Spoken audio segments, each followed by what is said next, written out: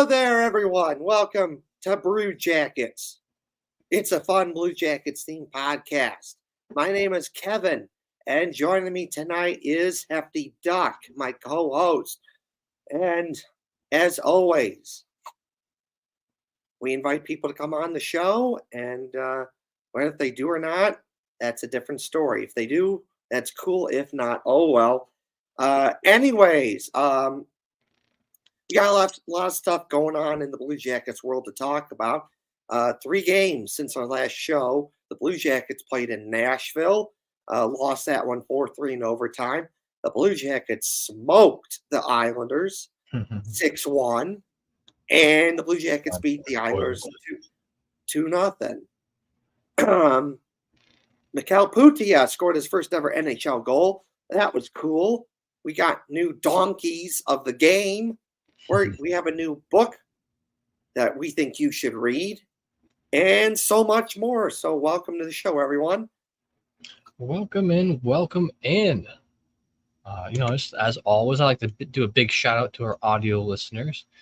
If you would like to listen to us, we do a live every Wednesday night at 6 p.m. Obviously, tonight it's Thursday, so this is kind of stupid of me saying this, but check us out anywhere: Spotify, Google, wherever you get podcasts from.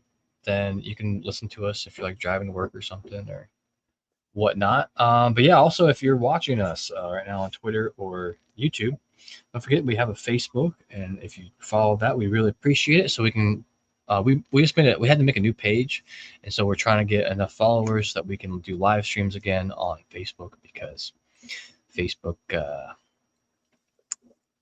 I don't know. Whatever. I'm not mad about it. There's been some shenanigans on Facebook.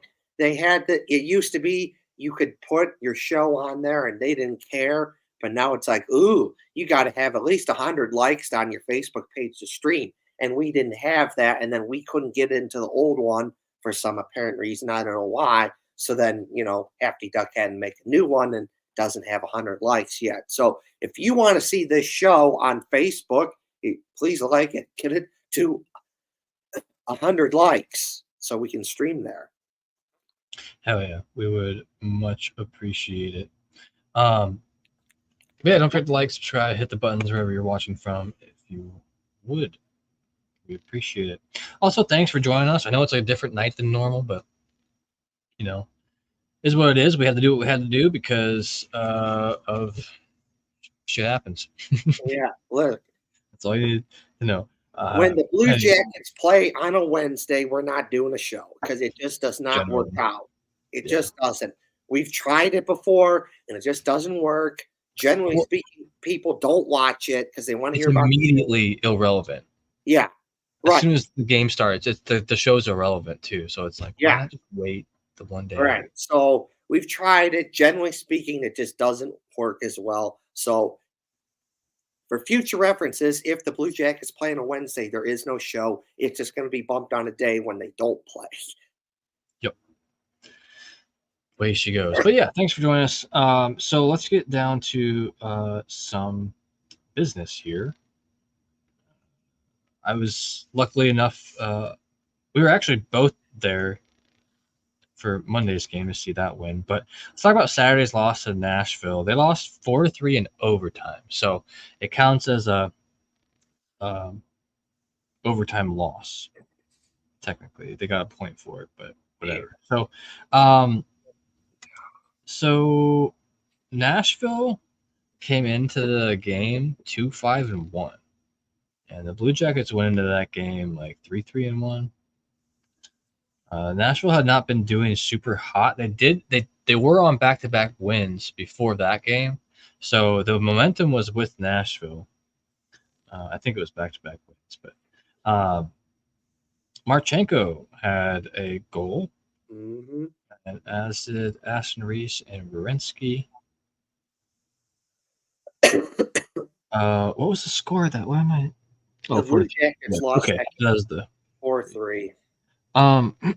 So one thing I've been noticing too is this year the lines and the time that people's playing time has definitely differed from last year. I think it's like slightly more even, but it's also just skewed to different people now too. Like so, if we go to Hockey Reference, and I noticed this in the Nashville game because the first and second lines got worked.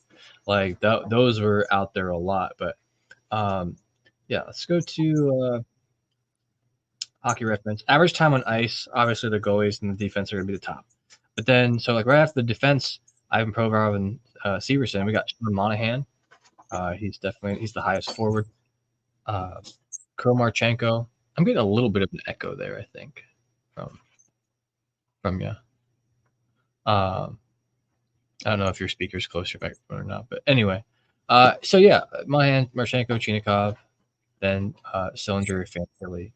And here's where it starts getting a little bit more surprising is that Jake Christensen. Now, he totally earns his ice time and has totally earned his spot on the team, but that's just not where, judging from like last season with where he was playing, where you would think he might be this season. It kind of drops off a little bit more after him. Why are these? Hold on. These are out of order. I'm looking for out of average time on ice. Why wouldn't they put them in order? Okay, whatever. So Danforth, here's another one that we all have Danforth on the third line, right? He's also special teams, like for the penalty kill specifically, which comes into play later on. He's up there with 16 and just about 16 and a half minutes average ice time. That's up there with Kent Johnson, who unfortunately is not going to be able to play for a while.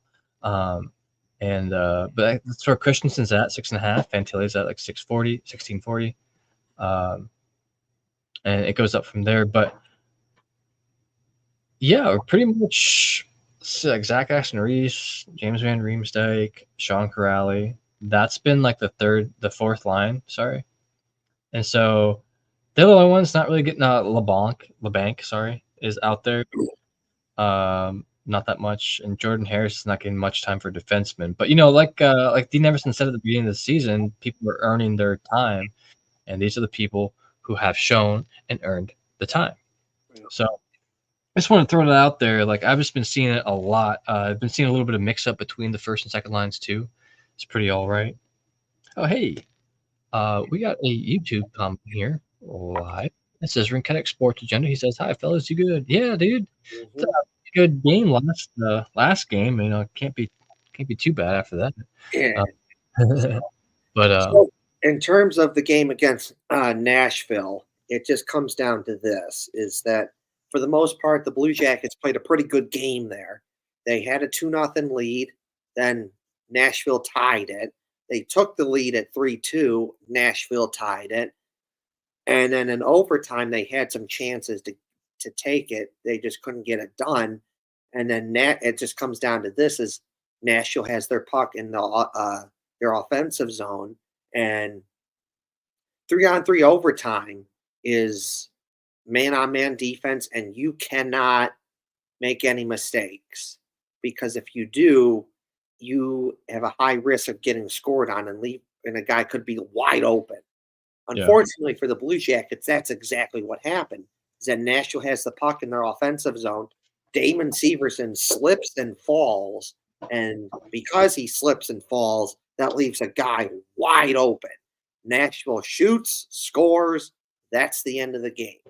And that's unfortunate that it ended like that, because when you look at it, minus giving up the 4 goals, the Blue Jackets played a pretty good game there.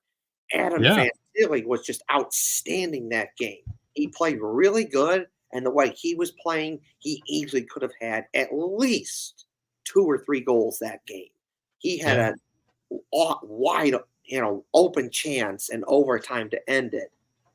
But he got 1 assist. But yeah, he had a chance in overtime to end it. Nashville's goalie made a big save. And then he had an awesome pass to set up Kromarchenko for one of the 3 goals that the Blue Jackets scored. The second goal that Zach Aston-Reese scored, it was just perfect. Matthew Olivier has the puck. He skates it around the net, and just kind of quickly passes it to Zach Aston-Reese, and he's wide open on the back door, and he just shoots it in. And then the goal from Zach Werenski is just kind of like a shot from up high, where Zach Werenski, he's done this many times in his career with the Blue Jackets, where he has the puck, he just shoots it up high and just quickly gets it on net. And he scores off of that. Yeah. So many times you see it where a guy has the puck, he's up high, and he tries to settle it down. Maybe you make a move, a juke here and there, then you shoot it. That Zach Werenski rarely does that. If he gets it up high by the point, he gets it and he just quickly just shoots it. And he scores a lot of goals doing that, and that's what he did in that game against Nashville.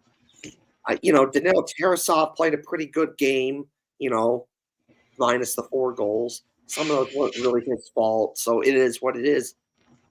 And Dean Evison said something that I agree with, which is when you look back at that game, those goals happen because you turn the puck over in bad spots. You don't want to turn over the puck, but realistically, you're going in some way, shape, or form during the game, you're going to do it. So you have to pick your spots on when you do it and just make sure you do it in more safe, acceptable spots. Better risk assessment. Yeah. Yes, better risk assessment right there. That's a good way to phrase it. What the Blue Jackets were doing in that game is not good risk assessment. A lot of those pucks were getting turned over in dangerous areas. Yeah. And eventually Nashville was able to capitalize on that and score goals off of that. And that's a big reason why they lost that game. If you don't do that, more likely than not, you win. So, good. There's no answer for everything. So, there were some good moments there, but because of 1 or 2 mistakes, you lose. So, that's basically the game right there against Nashville. Now, the game against the Oilers. Wow. There was only one moment in that game I was disappointed with at all. And we'll get there because it's towards the end. That wasn't just wow. I've been going to Blue Jackets games since 2009. And I've never, other than like one game when the Blue Jackets beat the Islanders 7-0 in February 2017, other than that game, I've never seen a game where for 99% of that game, the Blue Jackets absolutely dominated and smoked their opponent. Yeah. For 99% of that game, the Oilers never really had a chance. No. They just didn't. It was just an outstanding game played by the Blue Jackets. Anytime you had a chance to score, generally speaking, they put it in the net. Sean Monahan, 2-goal performance. Cole Sillinger, 3-point night. Adam Fantilli, 3-point night. Elvis Merzlikins, minus giving up that 1 goal, was awesome. It was just awesome. 969 save percentage. Yeah, that was a 9 out of 10 game for me. And the only reason it was a 9 out of 10 for me, instead of being 10 out of 10, was, okay, you gave up 6 penalties. You cannot do that, especially against a team like the Oilers that has McDavid and Draisaitl and Ryan Nugent-Hopkins. And so much talent. And I'll get to that. I know where you're going with this. Generally speaking, you cannot, when you're facing the Oilers, you cannot give them 6 power plays. That's horrible. You just can't. Because they have Connor McDavid, Leon Draisaitl, Ryan Nugent, and so much other just top-notch talent that they're gonna screw you if you keep doing that. But Connor McDavid only plays 37 seconds because he gets hurt, and that was the end of that. Now, originally, when I saw that, I'm thinking, well, he's either hurt or he got, he made a bad mistake and the coach benched him to send a message. turned out no, because realistically, that's what it has to be. One of two Yeah, things. and it's very much not likely the one. Right, right. Yeah. So it turned out that, well, he's hurt because you see the replay, he kind of slipped and fell, and that was the end of that. The Blue Jackets might have gotten away with one there. Zach Well, Werenski's stick touched his skate there. he did. So Yes, yes, but like it did trip, but in the process trip, he kind of slipped and fell. And when he slipped and yeah. fell, kind of hit the ice hard, kind of slid into the boards. And that after that 37 seconds, that was the end of that. You didn't see that. So The only other thing that makes this a 9 out of 10 game, besides the 6 penalties, was actually it's 3. The 6 penalties, you do give up a goal, and one of those power plays you do give up a goal. You have a 4-minute power play. You don't score on that, and then right. so They score right after it though. yeah, What? right. Which Matthew, Why? yeah, I know. So 3 things: 6 penalties, you can't do that. You give up a goal, you can't do that. That's negative. And then you have a 4-minute power play, and you don't score. Those are the 3 things that were bad about that game. Everything else was just outstanding. I've been Dude, their going penalty kill was amazing. minus that one. Well, and that's So, and that one that they did score on, that was a stupid penalty. Jay Christensen gets called for a cross check. Wasn't really a cross check. And then one of the penalties that Cole Silver gets called for a trip. He didn't really trip him. It barely touched him, and he fell down. Yeah. It's like, what the hell? I don't know how that was. I joked with the guy next to me. I was up in the media booth, and I go, Yeah. there was a penalty there. Embellishment. Yeah. And like one embellishment. And then, and then from my perspective, it just felt like with all of these penalties that they were trying to get the Oilers back into the game with it and everything. But you take all that stuff aside, 9 out of 10 game, just awesome. I've been going to Blue Jackets games since 2009. Outside of that 7-0 game where they won against the Islanders back in 2017, I've never seen domination. Just an outstanding game, and I just love it. So, I got a few details to add to this game. Yeah. And Mikael Pyyhtia, you get your first ever NHL goal. Awesome.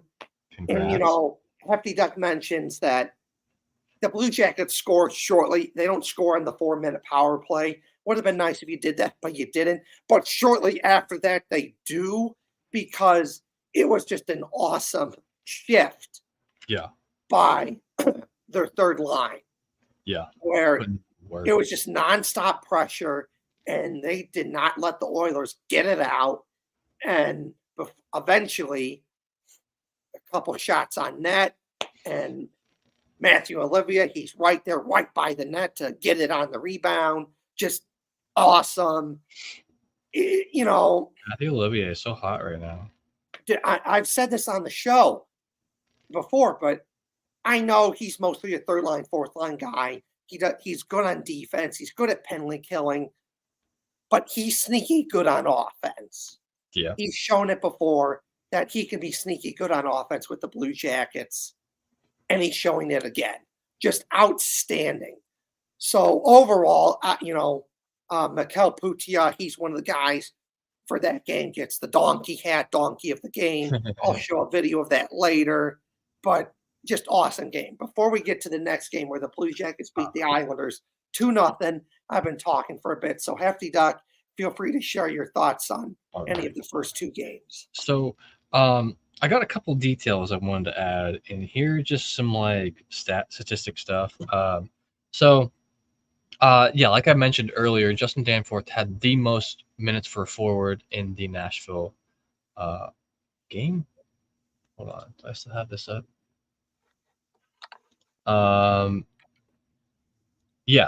And then he has the 2nd most minutes in the Edmonton game after Kirill Marchenko. This is for forwards. They both had 17 minutes. Kirill Marchenko had 30 more seconds than him. And dude, the more he's been playing Justin Danforth, he's not letting anyone down. Danforth needs this season because he's been injured the past like 2. Because last year we talked about it before the season. We're like, he needs a breakout year. He needs something to go with, and so far, just please stay healthy, man. So Edmonton.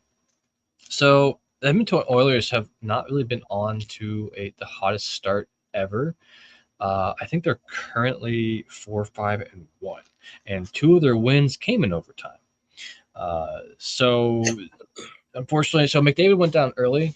According to Andy Devlin of NHL.com, Connor McDavid will be out 2 to 3 weeks for the Edmonton Oilers because of an ankle injury. It doesn't really say exactly what, but 2 to 3 weeks he'll be out. So unfortunate for the Oilers. That's their captain and historically their best player, one of their best players, I guess.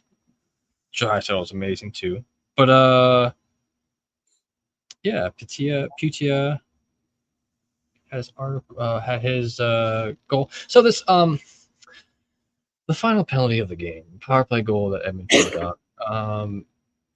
Yeah, that was one of the softest calls I've seen in quite a minute. I don't know, like I could see Ellis was visibly frustrated after it too. Like he was pissed. He hit his stick against the goal post. But after the game, D. Emerson said that it's not like it's like we shut out another team as a team, not just it's not just on one person. It's not just on the goaltender or anything. Right. Whereas then we'll talk about last night here in a little bit then too. And what I had one more stat here. Matthew Olivier. All right. So he played a role then last night too. But this man, 9 games played, 4 goals, 2 assists for 8 points. That is just under a point per game. And he has 1 game winning goal too. So huge year for Olivier. If he if both him and Danforth keep this trajectory up, they're probably not going to see the fourth line again ever. And that's like where the preseason where everything was at the time, maybe third line. But it's just I'll start on the New York Islanders one then too. Yeah. So I'll do some stat details and you can go over some other stuff real quick. So this crazy game. So they had 6 penalties in the Edmonton game. 6. All right. Last night, there was 1 penalty the entire game. Now, there was a call. There was the interference on the goaltender call that got Severson's goal called back, but that was not a penalty. That was just a call. 1 penalty. It was in the second period. It was Danforth for interference. Wait. Oh. Is that when the goal was? I thought the goal was in the first period. Goal was in the first period. And it was Provorov that did the interference. Yeah. They called it. Oh, the interference that Danforth did, he was like grabbing someone's stick or something, and I don't know. So the funny thing is, Severson actually scored in the third, about 6 minutes in. That was the first goal of the game, and then Danforth with the empty netter. Dude, once again in this game, the top playing time for these guys is also pretty nuts. It's just so different from last year because last year, like now to be fair, there were some different players on the team last year, and Boone Jenner was healthy for a lot of the year, as well, and so the time on ice is going to differ because of that. But who is getting that time is to me is really impressive. So once again, top minutes for Jake Christensen as defender. Sean Monahan, Justin Danforth, Matthew Olivier had the top 3 most minutes. Actually, Fantilli followed Olivier. Fantilli was like tied with Olivier almost at 16.5. But then we have like Yegor Chinikov and Koromorchenko's down there in the middle somewhere. Like he wasn't in there as much last night. I mean, he's still getting like 15 and almost 16 minutes, but still. The ones who we haven't seen as much have literally been Zach Aston-Reese, Kevin Labanc, James Van Riemsdyk, all three new players to the Blue Jackets. And Sean Corrali not played much. A 100% save percentage, 26 shots against, 26 saves. Last night it was 28 shots and 28 saves, so they must have disallowed 2 shots or something, because that's confusing. And I believe this is Elvis's 11th shutout over in his career. Yep, I'm right too. And his save percentage for this year, look, I know it's the beginning of the year. I know it's only a couple games, but he's literally like in the top of the NHL right now on save percentage and everything. So anyway, what do you got about the New York Islanders game? So I'd say this is that we talked about it on last week's show, is that when they played Minnesota for those 2 games, Minnesota plays a very aggressive style of tight checking defense, and it can be very hard to play against, and they don't give up a lot to shoot, not a lot of chances. They don't really give anything, generally speaking, they don't really give anything to shoot at.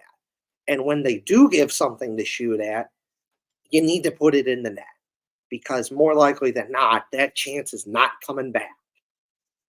And if you do score, what happens is it forces those types of teams to open up a little bit, because then they can't just rely on just being so defensively sound and waiting for their chances. Because now, okay, they're down 1. Okay, they kind of have to open it up a little bit. Those types of teams, if you let them score first, now they're just going to tighten it up defensively even harder. And a 1-0 game feels like a 3-0 game, because they just play so good defensively. And I said last week on the show that was an important, those 2 games against Minnesota was an important lesson on how you need to play against a team like that, because they're going to play a team like the Islanders 4 different times this season that play similar to how the Wild play. And that's exactly what happened last night. Is the Oilers, they're not bad defensively, but they play a more wide open style. And when you play a more wide open style, you are more prone to defensive mistakes. You are more prone to getting scored on. When you play like Minnesota or the Islanders do, you play much more better defensively, more aggressive, tight checking. You are more prone to not getting scored on as much. And so because of that, when you get a chance, you need to score on it, because more likely than not, it's not coming back. And that's exactly what happened. Is last night's game against the Islanders was much more defensively sound, a lot more tight checking, more aggressive defense, a lot more blocked shots. There wasn't really a lot to shoot at. And when there was, they shot at, when there was, their goalie made a big save. And it's one of those things that, Oh, Varlamov was on one yesterday. oh yeah, Dude. he was on a heater. And when you do have a chance, you need to score. You just need to put pucks on net. Doesn't matter where you are in the net, on the ice. You need to put pucks in the net in those types of situations. And they had thought they scored a goal with Severson by just putting it on the net. They had chances. They're putting it on the net, but a lot of those were getting blocked. And they tried, all these fancy passes, cross ice, and, they're from behind the net, tried to pass it that way. And generally speaking, it just wasn't working, because the Islanders, they're very aggressive defense, which is picking that off. So when they did get chances, it was either getting blocked or their goalie, Varlamov, was stopping it. and they thought they got one with Severson, and the way it was handled was poor, absolutely stupid. Because if it's goaltender interference, generally speaking, they're quick to jump right into it and just wave their arms and go, no, no, no, no, no goal, goaltender interference. They didn't do that. Puck's in the net. The goal horn goes off. For those for rock to rock, boom, cannon goes off, and then the whip. And then of course, I was at the game, and everyone's excited and clapping, and just an awesome environment in there. And you see the Blue Jackets, they go by the bench, they're giving everyone high fives as they're skating by. And then after that, you see the refs huddling, and then they're like, oh, yeah, no goal. And it's like, what the fuck is that? Like, no. Like, if you're going to do that, if you're going to do that, fine, but call it right away. Or if you think there's a potential for goaltender interference, review it and say the play's under review, instead of this garbage where you think everyone scored, that you scored a goal, and the cannon goes off and the goal horn goes off and everyone's celebrating and everything, and the players give everyone high fives as they go down the line, and then you call it back. Well, then, no, you just wasted everyone's time. Like, what was that garbage? Like, just terrible. And then you show it on the scoreboard, you watch the replay. You could argue that wasn't goaltender interference because you watch the replay. James Van Riemsdyk kind of gets pushed into the goalie. Right. Like, come on. Like, what was that garbage? Like, if it was officially reviewed, they would have probably seen that. Yeah. So, okay, so you think you get a goal, but it gets taken away, handled stupidly. Fine. Whatever. Elvis Merzlikins had an awesome game. It's just outstanding. Gets a shutout. Should have had 2, but he didn't. He had 1 because that dumbass call against the Oilers, but oh well. And then in the third period, sometimes there is a thing as fate, as destiny, as karma, as God or Jesus, or whatever you want to believe out there. Sometimes they're just meant to be.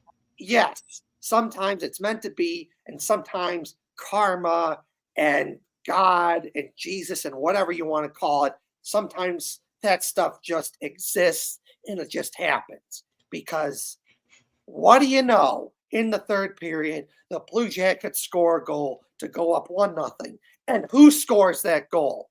It's Damon Severson, the guy who probably should have had a goal in the first period, but gets taken away, gets the goal.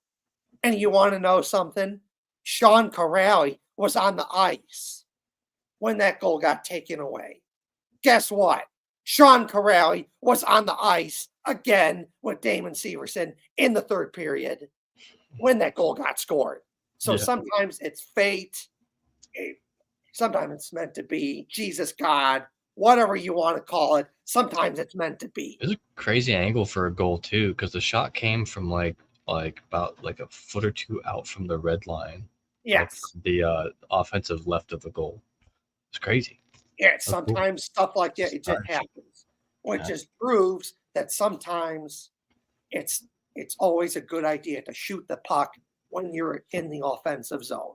Yeah. You never know what can happen. Either you score, or you score on a rebound, you score on a deflection, you score because it goes off of someone's skate, you score because it hits the goalie, and then it squeaks through, it goes off them. Always shoot the puck. And then, Blue Jackets played a pretty good third period there. Justin Danforth gets the goal, empty netter to get 2-0.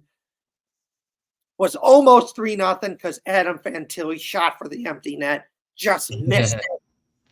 So it could have been 3-0, but it wasn't because Adam Fantilli just missed it. But Adam Fantilli was one of the guys that got a goal against the Oilers in their 6-1 win. So overall, Elvis Merzlikins, good game against the Oilers. Yeah. Good game against the Islanders. I just love it. It was just awesome. And the Blue Jackets, their first third jersey game, first third jersey game of the season, they revealed their jersey schedule. It's like last season where all division opponents. Right. So Blue Jackets play division opponent. It's third jersey night. So good game against the Oilers. Good game. Yeah, you lost against Nashville, but still a good game. And good game against the Islanders. Absolutely. Man, I totally forgot what I was going to say there. Oh, yeah. I think the 3 stars from last night's game were this is like when I checked on NHL.com or whatever. It was Severson, Danforth, and Varlamov. Or no, it was Merzlikins, Severson, and Varlamov, I think. Because I remember seeing that they included Varlamov in it. So one thing is the voting for that happens before like the game ends. So if anything could happen.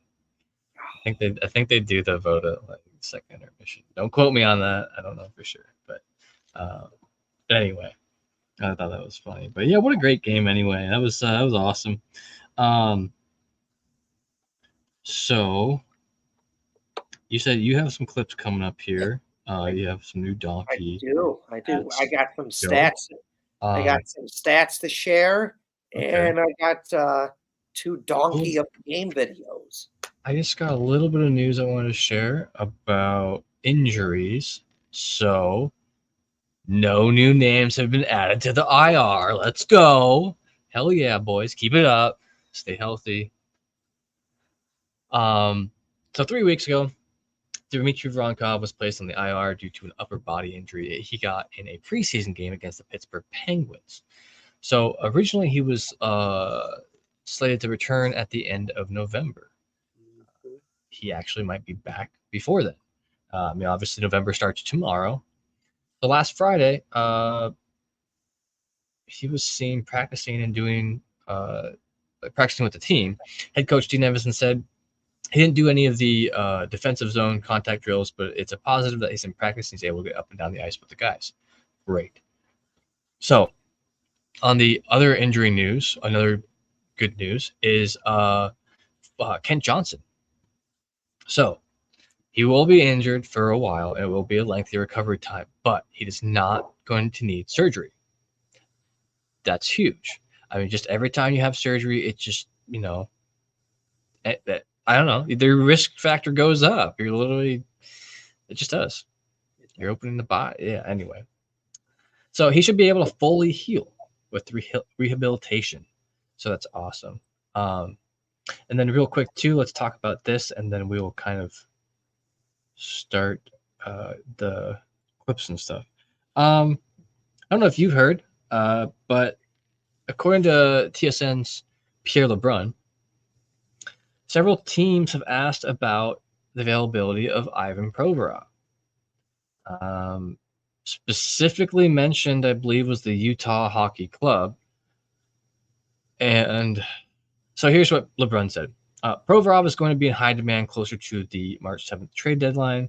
My sense, though, is that the Blue Jackets may not be ready at this point to deal him. And if those rumors he's hearing are true, I would 100% agree with him here. Provorov has been playing great lately. He's on a contract year. There's actually quite a few Blue Jackets who are on contract years, but he is on a contract year. Some people were not thrilled with his cap hit, but just in case anyone forgets, 30% of his original contract is retained by the Los Angeles Kings. So, which is weird, I know, because he never, as far as I know, he didn't play for the Kings. But anyway, so retained by the Kings. So he's only got a cap hit of $4.73 million. So at the trade deadline, that might be a good pickup if there's a team who is, on the edge of getting in, or, just wants to pick up some experienced defense for their team. But that trade might come later, sooner. Don Waddell already made a bunch of big moves earlier this year, and I'm not a mind reader, but I did see that he was picking up a lot of guys with experience, like a lot of guys with a lot of experience. Jack Johnson, Sean Monahan, and I don't think that getting rid of a guy with a lot of experience would maybe be the go-to play here. But anyway, those are just throwing it out there. We have a comment here real quick. Rinkedic Sports Agenda said, is it just me, or is Damon Severson kind of overpaid? Excuse me, though he fits this new style. Last year, yes, I believe he was overpaid for last year.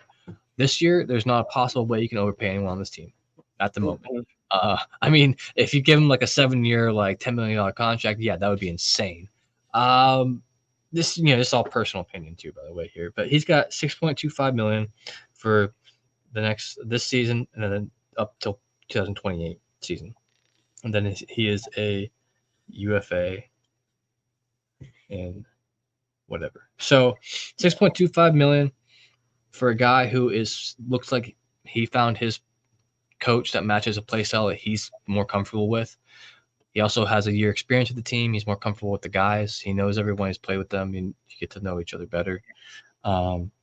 I personally still don't think that at this moment it's bad. It's a bad deal. No. Another thing to consider is not only do we have plenty of cap space, but the salary cap will be increasing. And so even when it was signed last year, the knowledge of it's going to increase in the future was there. So time will ultimately tell, but so far I think it's okay.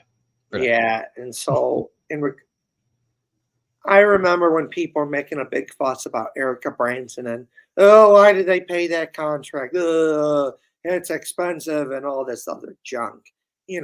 People ignore the fact that Erica Branson is the reason why the Blue Jackets got Johnny Gaudreau in the first place, because they signed Erica Branson. And as we all know in that famous clip from the Behind the Battle that the Blue Jackets did, that Rick Nash comes rushing to Yarmo and everyone else in that room, paraphrasing it, but basically he's like, yeah, so Johnny Gaudreau wants to sign with the Blue Jackets. And you find out, it's because of Erica Branson. And then that first season, everyone's like, Erica Branson, I don't like him. He's terrible. He's this and that. And then you saw him fight one guy, and you're like, I like this. And then what do you know? This past season, he had a real good season. And then you didn't hear people talk shit about him. And what do you know? It's a small sample size. But the games he played in this season, he looked awesome. And you didn't hear people talk shit about him. Point being, what I'm trying to get at here is that people were doing the same thing with Damon Severson. He's terrible. He's this. He's that. Overpaid contract. You really don't hear people saying that this season, do you? I know, small sample size and everything. But as of right now, just like Erica Branson, second season, looking pretty damn good. Good top 4 defenseman. He's power play. Offense, a little defense. That's good. That's kind of what you want. So no, to answer Rinkedic's question, the answer is no. It's not overpaid. As for Ivan Provorov, no, the Blue Jackets are not going to trade him as of right now, because he's playing really good with the Blue Jackets, especially with Zach Werenski. Yeah. You're not going to get rid of that. You're just not. I mean, you'd have to have the perfect deal fall on the desk of Don Waddell, which his value is going to be more towards the trade deadline. Yes. If they decide to move him, he's just going to have more value then because of the demand and supply and demand. That's another thing. In the event that the trade deadline comes along and the Blue Jackets aren't playing very good and they're not fighting for a playoff spot, okay, yeah, then more likely than not, you're going to trade Ivan Provorov. But even in that situation, more likely than not, he's probably going to get you a first or second round draft pick and maybe a prospect, because Ivan Provorov plays a perfect style for playoffs. He's big, he's physical, he hits, he can play good defense. And sometimes, yes, he can give you some offense every now and then. Teams are looking for that kind of defenseman because when you're fighting with another team to try and get into the playoffs, or you're fighting against another team in a 7-game series where it can be super competitive and head to head, where teams are just about even, that one little difference, that one play, that one player can really make a difference. And a guy like Ivan Provorov could be that guy. Or on the flip side of that, the Blue Jackets may be in a position where they're doing good, they're playing good, and they're fighting for a playoff spot, that you may be in a position where you don't want to trade Ivan Provorov. You want to use him to continue to be good and try and get in the playoffs, and maybe he's good enough to where the Blue Jackets feel like they want to give him a contract extension. We'll find out which way it goes. But as of right now, you're not trading Ivan Provorov. You're just not. He's playing good right now, and he's playing good with Zach Werenski. And honestly, outside of the second half of last season with Damon Severson and Ivan Provorov, Zach Werenski has not had that level of good play from a defensive partner since Seth Jones. Right. Someone who can actually like keep up with his speed of play too, and Yes. the offensiveness of him, of how Yes. plays too. Yeah. Yes. So besides that second half of the season, last season, of Damon Severson and Ivan Provorov, Zach Werenski has never had that guy since Seth Jones left. And the Blue Jackets have been trying to find that guy that they know that they can count on to play with Zach Werenski and stick with him. It's been a whole mishmash of guys. Some have worked, some haven't, but they look for that guy that can be consistently that guy. And as of right now, it's Ivan Provorov. So you're not going to get rid of that. So let's move on here. And you have some things to share, right? I do. Sweet. So first things first. I'll try to describe this for all you audio listeners out there. Yeah. So first things first, we have a picture of Mikael Pyyhtia holding his first ever puck from his first ever NHL goal, and he's wearing the donkey hat. So here it is. Nice. And just a reminder, is because some people might be wondering what you're talking about with the donkey hat. So for the last, I don't know how long, the Blue Jackets have shared a like whoever's like the star of the game, like there's MVP, the winning of the Blue Jackets, got a kepi, which is like the hat that Kevin's wearing.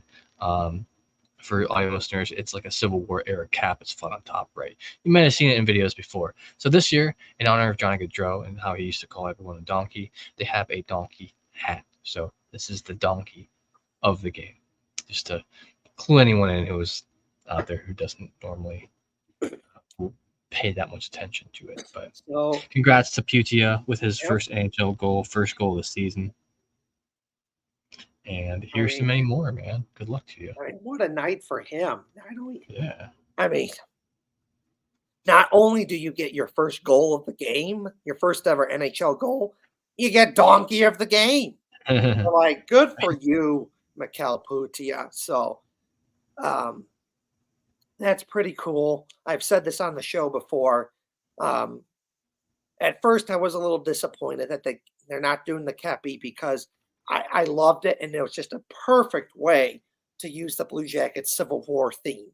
And the Blue Jackets have been absolutely awesome with that. But then once you, like you've explained it, Hefty Duck, once you explain it, why they're doing the donkey hat, the donkey of the game, it's for Johnny Gaudreau. It absolutely makes sense, and I love it. I really do. So one last time, this is a picture of Mikael Pyyhtia with his first ever NHL goal and the donkey hat, because he was the donkey of the game for the Blue Jackets game against the Oilers when they beat them 6-1. So that's the first post. Next up, we have, here's the video of Mikael Pyyhtia getting the donkey of the game. Gotta put it up on the screen. So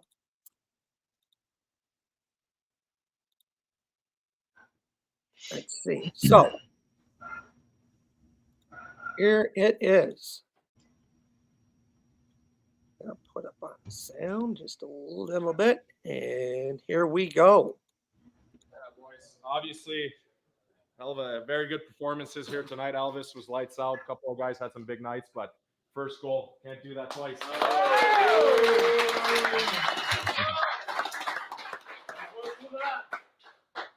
Yeah, great 2 points. Elvis, great game. Let's keep rolling on Wednesday.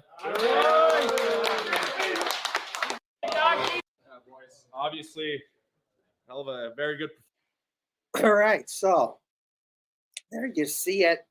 It's Mikael Pyyhtia getting the donkey hat, as he is the donkey of the game, as Matthew Olivier was the previous donkey of the game, and he gave it to Mikael Pyyhtia. Noise. So, next video is Elvis Merzlikins' donkey of the game.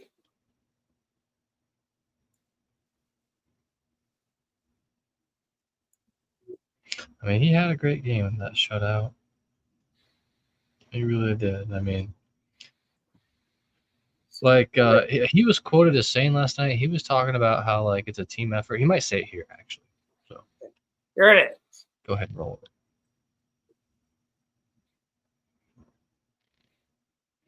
Can you unmute it a little? Oh, I haven't seen Elvis's mustache. Can you unmute the sound there? I can't. No. Oh well.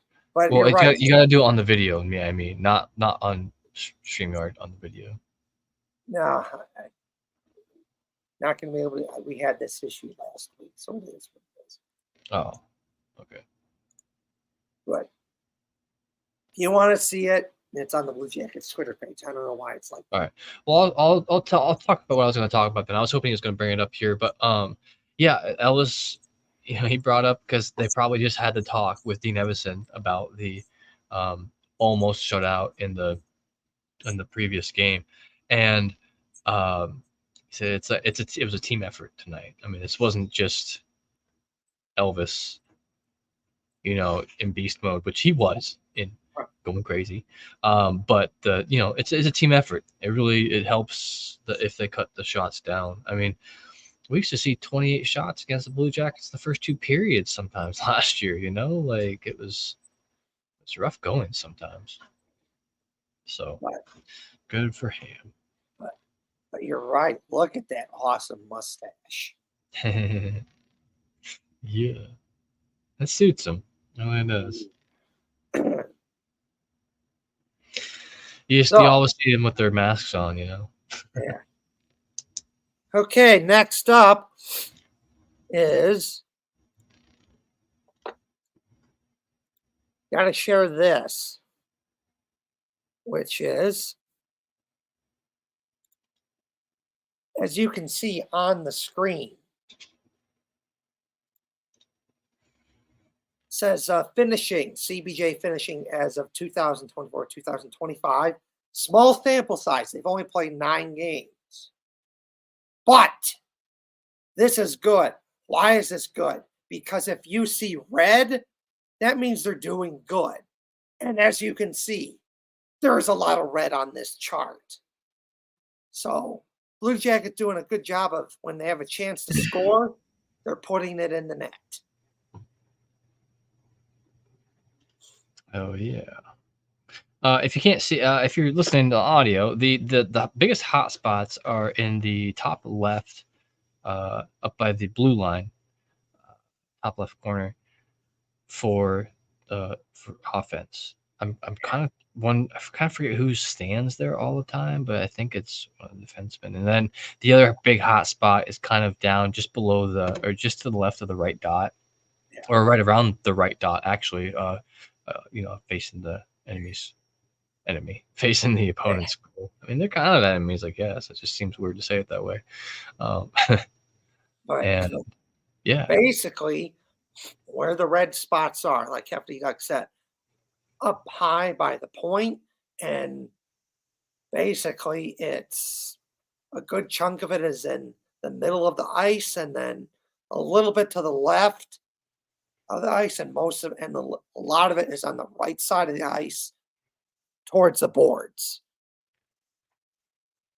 So, so that is pretty good. I have something to share then whenever you're done, but it can wait till the end. Yes. Okay, so next up, we have, this continues on the theme of Blue Jackets doing good with scoring goals, from Jay Fresh. As of October 27th, the Blue Jackets are plus 8.3 in terms of goals scored above expected. Wow. That's insane. The top one here for our audio listeners is the Las Vegas Golden Knights with plus 13.9. 2 is the Winnipeg Jets, who have been on a great tear this year too, with plus 9.4. And just for something interesting out there for you, the Edmonton Oilers are in last place with minus 11.3. Then it's San Jose Sharks and Nashville. So that's awesome. This is not like a power rankings. This is not like where someone's ranking in the standings or anything. This is just goals scored above expected. And that's great to see for the Blue Jackets, plus 8.3. Basically, analytics saying, I'm paraphrasing it, but my understanding is basically goals that you are expected to score. And the Blue look at the Red Wings. They have minus 0. And the Blue Jackets are basically, as of October 27, scoring 8.3 more goals than they are expected. And it's just awesome. So the Leafs are pretty far down there too. They're minus 4.1. Just, throwing it out there, Leafs fans. So that's cool. Okay, I'm going to share this one. We all know that as of right now, the line of Kromarchenko, Yegor Chinikov, and Sean Monahan has been awesome. Mm-hmm. But the stats right here prove it, because as of right now,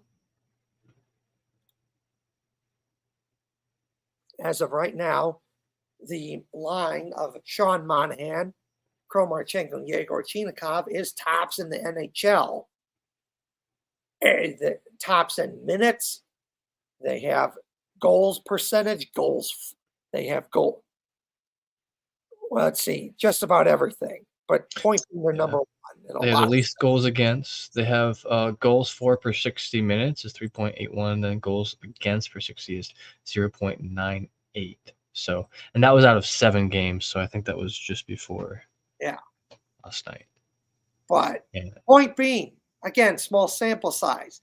But everyone's been saying, oh, Marchenko, Monahan, Cheatham, good line. You're right, because the stats prove it. Yeah. It's nice not to just like have to use the eye test this year because looking at the stats are depressing. I'm joking. There were still some great players last year and everything. You know, it's just it was rough with all the losing. Just is what it is. Okay, so I think, so that is, well, you know what, actually, Hefty Duck, share your thing, and then I'll finish it out. Okay, cool. So this is just something fun that I wanted to share because this was shared by the Columbus Blue Jackets Twitter page, and today's Halloween, and general. What?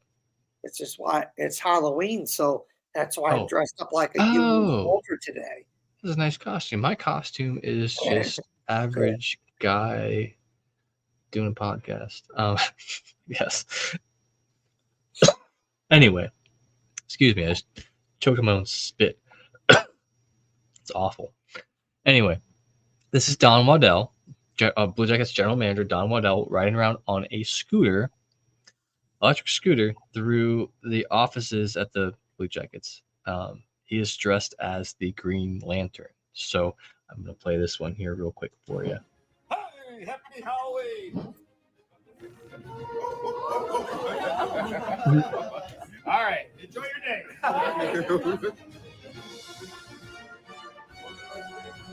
I hope this doesn't get copyrighted because of the music. I'm going to be so pissed if it does. Probably not, though, since they used it. It's just funny. It's not like he's going through there very fast, but still. Is everyone scared because the boss is around, or because he's showing up on a scooter? Happy Halloween! Anyway, I just had to share that with y'all because I got such a big kick out of it. Wow, I was looking over at the video on my other screen, and I look over, and Kevin's gone. So I'll kill a little bit of time here till he gets back because he had something more that he wanted to say or whatnot. All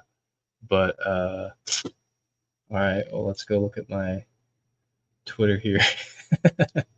It's like non-Blue Jackets news, but Jack Roslovic's been doing great this year for North Carolina. Just Carolina. He scored a goal tonight in the Carolina-Boston game 1-0. He's been scoring other goals here and there too. If you haven't followed me yet, I am at Lance_Schrock on Twitter. I do articles for Inside the Rink, and the podcast is also a part of Inside the Rink. Here's another little quick video of it too. Cracks me up. He's just riding down the. Here's what the Blue Jackets said here too. In brightest day and blackest night, no prospects, free agents, or opponents shall escape his sight, which cracks me up. And yeah, if anyone had any costumes from the other night, if you go on Twitter and you at Blue Jackets Pod or at Lance_Schrock, show me your costume, show me what you got, and we'll show them on the podcast next week. I'd love to see, like, 'cause I saw one kid wearing like a little, it looked like a trading card kind of. He had like a little box on and stuff. I thought that was pretty neat and whatnot. So 4 times this season, this is something else interesting. 4 times this season, the Blue Jackets have scored 6 goals in a game. 6. Now, in some of those games, they gave up a few more goals than others, but if you would have asked me, do I imagine them scoring that many goals in the game preseason, I would have just been like, maybe they might win more, but that's crazy with that amount of goals. But I'm afraid that Kevin's internet may have gone out or something. I might give him a call here soon. In any case, we were at least like at the end of the episode here and whatnot. So I'll give him just a minute or two here. Appreciate everyone hanging out tonight and watching the show. Just a little reminder, if you are watching from wherever you're watching, like, subscribe, or check out our YouTube. I think we're at Brew Jackets on Twitter. You can find us up Twitter, YouTube. You can find us there. Let's see. I have some goals from the other night. Here.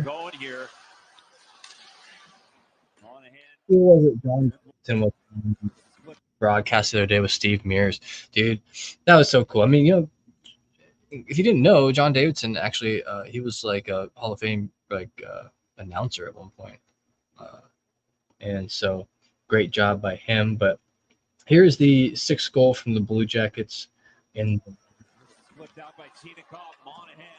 So Monahan gets it up on the right side. Looks like Chinikov is boom right there. But, Chinikov got it in on like a nice little knocked around in front of the goal a little bit, kicked out to Sean Monahan, and he absolutely just creamed it into the net. And that was including the intro cannon blast. That was the 7th time the cannon shot off that game. And I was up in the media booth, and I was like on my phone a lot because I'm doing media stuff. I'm trying to do stuff with posting and all this, and some of these took me by surprise. I was very confused as to what happened. Nashville Edmonton watch long. Nah, I gotta work tomorrow. I do gotta end this here before too long, mechanic. But just figured I'd show that one off a little bit. Oh, okay, sweet. So here's the last thing I'm going to show, and then I think I'm going to start winding it down. So this is Mikael Pyyhtia and his first NHL goal. Or, right? What? Scored by Mikael Pyyhtia. Yes. So there's 4 minutes, 45 seconds remaining. This is the 5th goal of the game. And here we have, looks like Cole Cylinders playing center. We got Pyyhtia, and we got, who is that? Can't see that number very well. Fantilli. Oh yeah, because it was off a pass from Fantilli. So Fantilli gets the puck from Cole Cylinder, like almost down by the left side of the goal, like almost on the other side of the red line, and he passes it over to Mikael Pyyhtia, and he hits it home, hits the right post, and goes in for his first NHL goal. Fantastic pass from Fantilli. Anyway, so yeah, I'm just gonna have to stop it here. Unfortunately, if Kevin's got anything more to share, we'll add it here to the next week. And oh, here we go. He is back. Actually, I was just about to end it. I was going through my Twitter a bit, and I was showing some just random stuff. The power went out of my house. That's what happened. Oh, bummer. Well, that sucks, man. Anyways, but so you were doing your Don Waddell thing, which was cool. Yeah. Yeah, it's pretty neat. So yeah, that's all I had to share. I was just killing time to see if you would come back any quicker or not. But yeah, you can go ahead and close her out here if you. Yeah, we'll do that. Okay, so as I always do,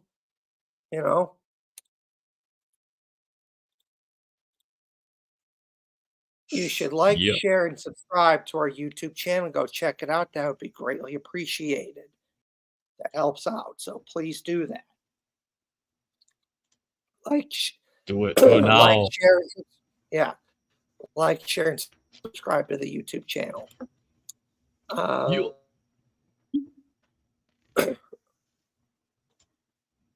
Let's see here. Rinketic says I have Adam Fantilli on his fantasy team, so that was cool. Nice. Good. No, so we're not doing a good for that. 24-hour stream. Dude. No. We're too old. Ask me that like 6-7 years ago, I probably would have been down, man. I'm I'm not doing that. I'm not doing that. You don't want to see me by like hour like 18. I'm gonna be a wreck. I know it. I mean, we did an After Dark special 2 summers ago, and it was awesome. And Hefty Duck left, and then it was Owen and I, and we just hung out for like, 3-4 hours. 5 fucking hours, and it was cool. But like that was cool, but we're not doing that again. So no 24 hours. 20 for us. We'll think about it. That's the best answer I can give right now. We'll think about it. Thanks for being here, though, man. If you two want to leave a comment on our stuff, just leave it on Twitter or YouTube. We read them, and we try to read them online too, or while we're live. Talk about them. So. Okay. Oh, that's right. I gotta go. I gotta quickly go get it. Gotta get your bearings back after the power. All right. So, book review time. Oh yeah. If you like hockey and the Blue Jackets, and you live in Ohio, in particular the Columbus area, and you're looking for a book to read, you need to read the Columbus Chill Factor book. This is an awesome book that tells the hockey history of Columbus, tells about the Chill, which was a hockey team before the Blue Jackets, and it tells the story of how Columbus got the Blue Jackets. And it's an awesome book, and you should read it. And why this matters, this has been well documented that for years, Ohio State has been absolutely terrible to the Blue Jackets. I never understood that. Just so petty and just disgusting behavior, where the Blue Jackets would be super awesome to them, super respectful and kind and nice. And then Ohio State would just go out of their way and just be a dick to the Blue Jackets. I don't know why. One of those things they did is they worked with the state government of Ohio to try and stop the Blue Jackets from coming to Columbus. The Shot, which is where Ohio State's basketball team and men's hockey team plays, that was built in an attempt to try and stop Nationwide Arena from happening. And then the Columbus media didn't want it. The Columbus media didn't want it at the time, and a whole bunch of other stuff that Mr. Mack and others had to fight to get the Blue Jackets. But they did it, and the Blue Jackets are here, and Columbus is a much better place. Obviously, Ohio State is in a much better place now. They are not dicks to the Blue Jackets. They actually treat them with dignity and respect. Perfect example is Ohio State helping the Blue Jackets get an outdoor game. So if you want to know about hockey history in Columbus and how the Blue Jackets came to Columbus, read this book, Chill Factor. You can get it on Amazon and a whole bunch of other places. So that's the book recommendation of the day. Read Chill Factor. Damn good book. Hell yeah. What else, guy? Oh yeah. As always, from now on, a shout out to my awesome Uncle Doc, who was a big supporter of the show that we do. He was a big supporter of Union Blue Soldiers and a big hockey fan. And I love talking hockey with him. And unfortunately, he died in September. And I'm going to miss him. and I'm going to miss talking to you, especially hockey. You like the Blackhawks, but you became a Blue Jackets fan because of me. And right before you died in September, we were talking. You're saying, "Oh, how do you think the Blue Jackets are going to do?" Oh, I think they're, and I told him, I think they're going to better than expected. They're going to be competitive. And he told me how he thought the Blackhawks were going to do, and just so much fun. So I miss you, and I wish you were still here. You're not, but I'm always going to talk about you on the show. Always going to give a shout out to you because you were a damn good person. You were always nice to me. You never made fun of me because of the sports teams I liked, because I live in Illinois and I would wear Ohio State stuff or Red stuff or Bengal stuff or Blue Jacket stuff. And people would be like, "Oh, you like Ohio State?" or "Oh, you like the Blue Jackets or the Reds or the Bengals?" And some people would do that, and some people would do it in a joking way. My Uncle Doc never did that. He disagreed with my sports choices, but he never made fun of me for it. He always treated me with respect, and he's going to be missed. So thank you for everything, Doc. Thank you. And then one last thing. You should totally check out. Oops, we're going to fix that. Union Blue Soldiers. I know what he's going to say next. Anyways, we're going to fix it because, who cares? Anyways. Yeah.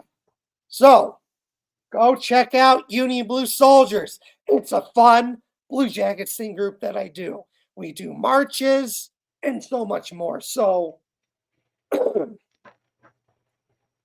go check out Union Blue Soldiers. It's a fun Blue Jackets theme group that I run. It's awesome. Check us out on social media.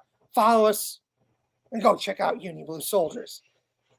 I'm probably going to lose my voice because I've been doing a lot of talking in the last couple of days here. So I'm done talking. I'm out. And yelling at games too, I'm sure. Hell yeah. It's always, it's a great time being able to go see a win happen. And last year, I went to a lot of games and I only saw, it is what it is. We all know how it went. It sucked, but I didn't get to see many. And it's always nice when you take all the big trip down there and whatnot. So, yeah, once again, I just want a big shout out to our audio listeners. Thanks for keeping us going there on Spotify and Apple and Google or wherever. Big props to our YouTube viewers. We've been getting a few more than normal. Our biggest base is on Twitter, but we've been getting a few more YouTube viewers as well, and we always appreciate that. I mean, I think we get YouTube comments faster than we get Twitter comments, but if you do want to leave a comment just while we're live, or if you see us post about something